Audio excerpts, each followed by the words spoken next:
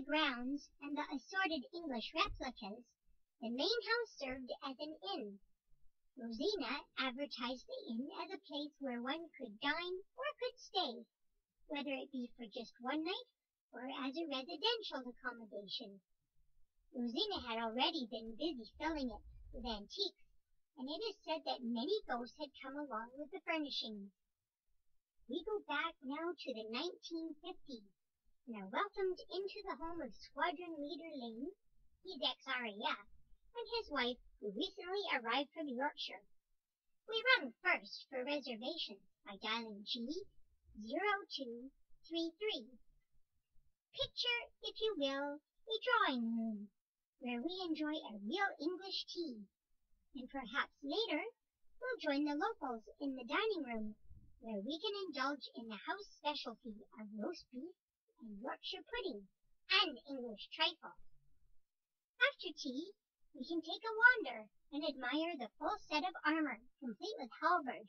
That's a two-handed pole weapon thingy that was used primarily during the 14th and 15th centuries, and now is held in place by that very suit of armor. There is also a 17th century Bible box, a collection of flintlock guns, swords, crossbows, a 300-year-old refectory table that once belonged to Charlotte and Emily Bronte, in the reproduction 17th century baronial hall. Perhaps later we will indulge in a game of croquet out on the beautiful croquet lawn. In the King Edward room, we find the bed used by King Edward VII of England when he stayed at Warwick Castle. This is said to be the most haunted room, but it's most likely the bed. In the Royal Albert room, this bed was purchased from none other than famed Beatle Paul McCartney for $20,000. The bed was used by Queen Victoria and Prince Albert when they stayed at Ramsgate Hall in Kent, England. Perhaps Albert will come for a late-night visit.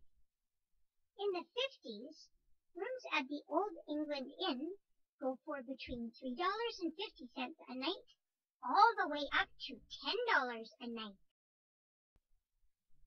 Before the Lanes, the house was known as Stag Home, and it housed naval officers during World War II. Going further back, we find the house occupied by Dr. Arthur and Marguerite Richard, who acquired the property in 1933, the year prior to the death of its original owner.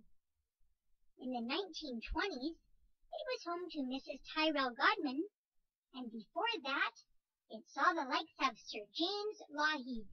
He's more famous in Calgary, where he lived in his own mansion with his wife, Belle. We continue our journey back in time, back,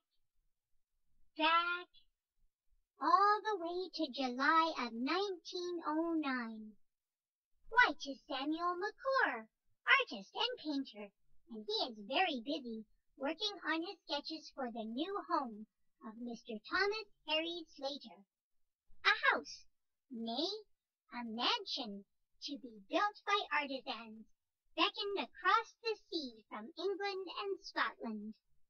Although Mrs. Slater has not been very well, she and her husband are working hard alongside Sam, making decisions on every detail, including the elaborate gardens.